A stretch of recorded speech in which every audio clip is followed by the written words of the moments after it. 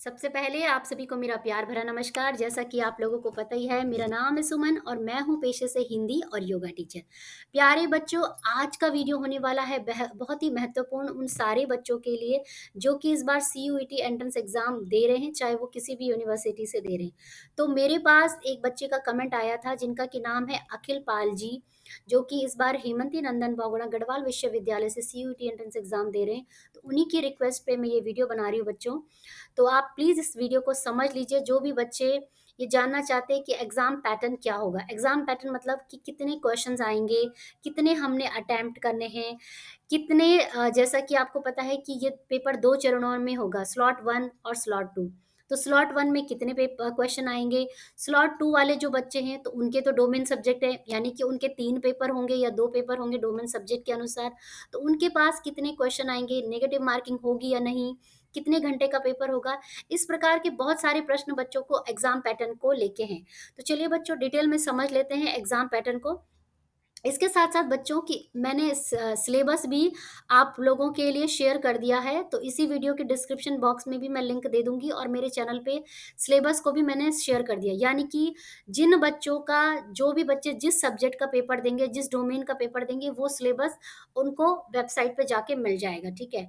तो इसका लिंक मैं आपको दे दूँगी वीडियो का, आप जाके चेक कर सकते हैं। तो चलिए स्टार्ट कर लेते हैं और चैनल पे नए हैं तो सब्सक्राइब ज़रूर करके जाइएगा। और क्योंकि मैं अपने चैनल के माध्यम से जिसका कि नाम है टीचिंग और लर्निंग हब, इसमें टीचिंग और लर्निंग से संबंधित काफ़ी अच्छे इंटरेस्टिंग वीडियो बनाती रहती हूँ। तो चलिए बच्चों स्टार्ट कर लेते हैं। सबसे पहले तो आप बात कर लेते हैं कि डेट ऑफ एग्ज़ाम, आपका एग्ज़ाम जो होगा वो कब होगा? वो होगा first and second week of July, यानी कि एक टेंटेटिव डेट, अनुमानित डेट दी गई है, जिसमें कि आपका एग्ज़ाम होना है।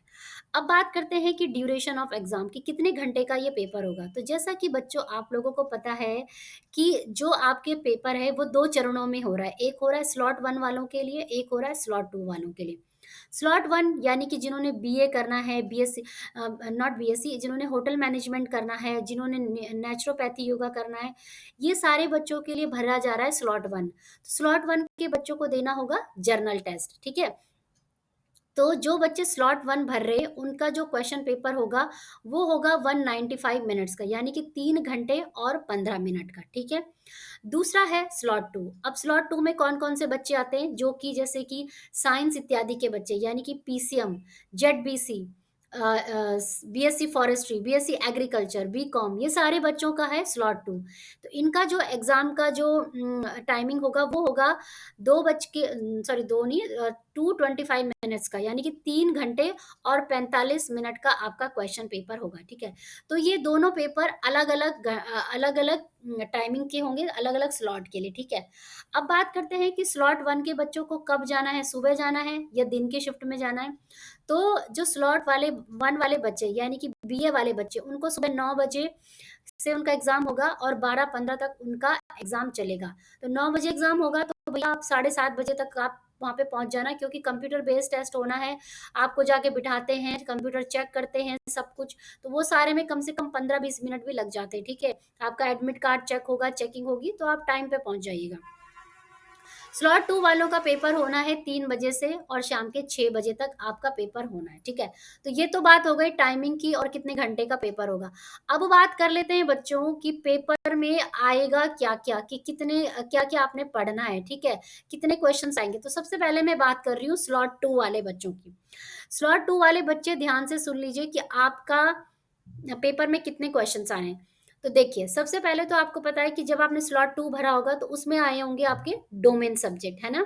यानी कि अगर आप मान लीजिए पीसीएम से कर रहे हैं, फिजिक्स, केमिस्ट्री, मैथ्स, या जेडबीसी से कर रहे हैं, जियोलॉजी, बॉटनी और केमिस्ट्री।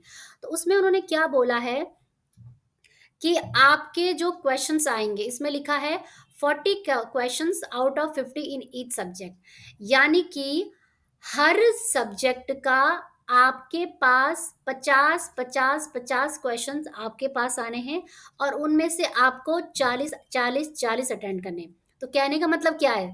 यानी कि अगर आपका मान लीजिए पीसीएम है, तो फिजिक्स का एक पार्ट 1 होगा, उसमें आएँगे आपके पास 50 क्वेश्चन, उसमें से आपको 40 आपको सॉल्व करने हैं। फिर आपका जो दूसरा डोमेन सब्जेक्ट जो आपने भरा है केमिस्ट्री, उसके भी आएँगे आपके पास 50 क्वेश्चन और 40 आपको सॉल्व करने हैं। फिर आपका आता है तीसरा डोमेन सब्जेक्ट। तो जिस हिसाब से आपका डोमेन सब्जेक्ट होगा, तो आई थिंक एचएनवी गढ़वाल यूनिवर्सिटी में तो आप 2 ही कर सकते हैं।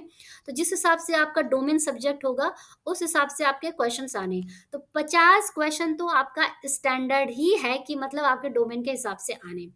तो मान लीजिए अगर आपके पास हो गया पीसीएम, तो डेढ़ तो आपके पास आ गए टोटल कितने क्वेश्चन, 150 क्वेश्चन, और हर उसमें आपने 40-40 अटेंड करने, तो कितने हो गए, 4 4 8 4 12, यानी कि 120 क्वेश्चन आपने सॉल्व करने हैं अपने स्ट्रीम के तीनों डोमेन के सब्जेक्ट को मिला के, ठीक है। तो ये मैं बात कर रही हूँ कि अगर तीनों डोमेन के क्वेश्चंस आते हैं, अगर दो के आएंगे तो आपने फिर 100 क्वेश्चंस आएंगे और आपको केवल 80 आपको सॉल्व करने होंगे, ठीक है।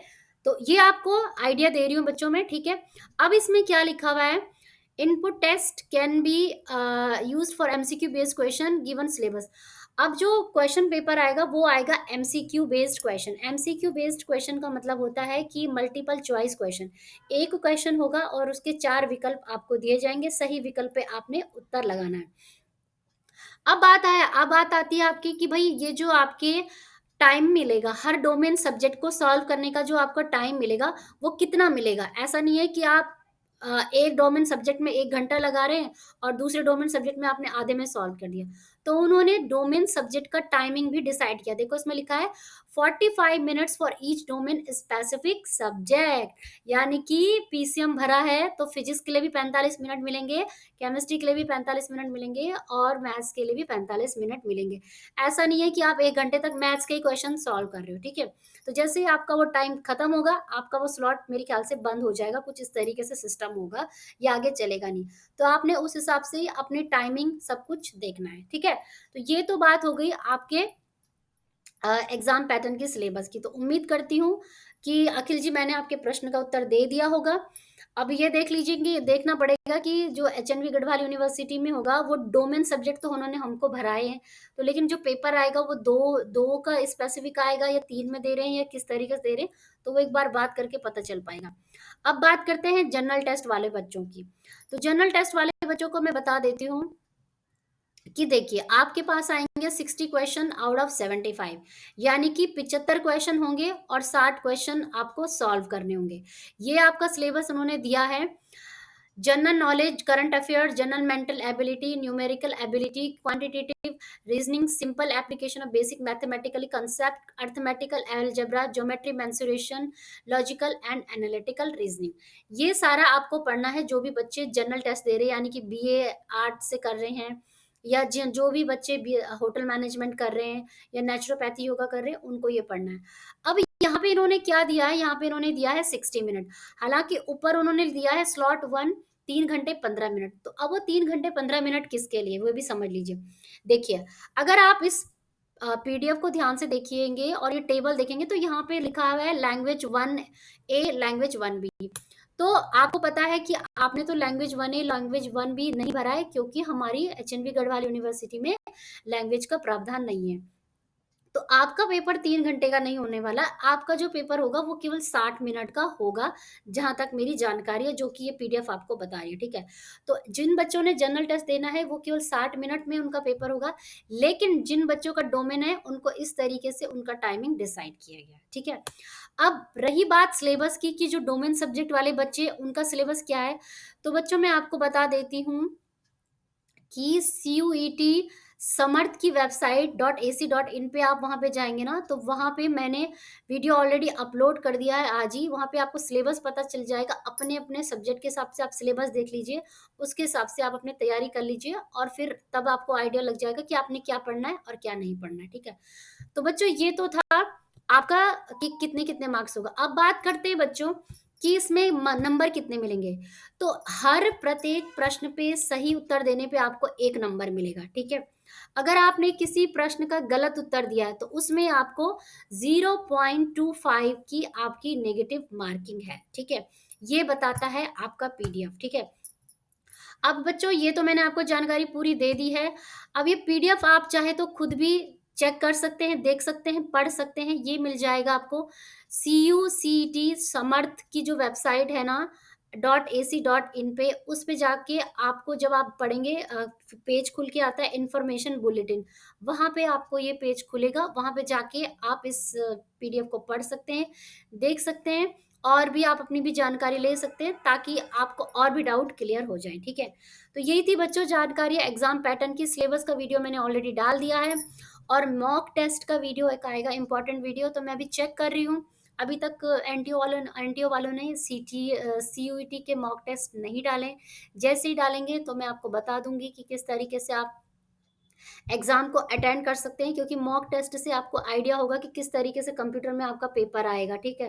तो जो बच्चे पहली बार उत्तराखंड में 12th पास करके जिन्होंने कंप्यूटर पे भी अभी तक कुछ सीखा नहीं है, कुछ काम नहीं किया है और वो सीयूईटी एंट्रेंस एग्ज़ाम देंगे, तो उनके लिए तो काफ़ी टफ हो जाएगा, ठीक है? तो उनको मैं बताऊँगी कि मॉक टेस्ट से आपने को कैसे आइडिया लगेगा कि पेपर कैसे आएगा, ठीक है? तो जब भी एनटीए अपडेट कर देगी, मैं आप लोगों के लिए वीडियो बना के लेके आ जाऊँगी, ठीक है बच्चों? तो यही था बच्चों, बस अखिल जी, उम्मीद करती हूँ मैंने आपके प्रश्न का जवाब दे दिया है। अगर इस वीडियो को देखने के बाद भी बच्चों आपका कोई भी प्रश्न है तो आप मुझे कमेंट कर लीजिए, मैं आपके कमेंट का ज़रूर जवाब दूँगी और ज़रूरत पड़ी तो वीडियोज़ भी बना के लेके आऊँगी, ठीक है? तो बस बच्चों, वीडियो को देखने के लिए बहुत-बहुत धन्यवाद और मिलेंगे मेरे कुछ नए अच्छे इंटरेस्टिंग वीडियो के साथ और इस चैनल को लाइक, शेयर, सब्सक्राइब करते रहिए। जितना लाइक देते हैं, जितना सब्सक्राइब करते हैं, और भी वीडियो रैंक करता है और भी उत्तराखंड के बच्चों की हेल्प होती है, सब बच्चों तक ये वीडियो पहुँचे ताकि उनको किसी भी प्रकार की कोई भी परेशानी ना हो इस सीयूईटी एंट्रेंस एग्ज़ाम में, ठीक है बच्चों? तो बस बच्चों, मिलेंगे मेरे कुछ नए अच्छे इंटरेस्टिंग वीडियो के साथ।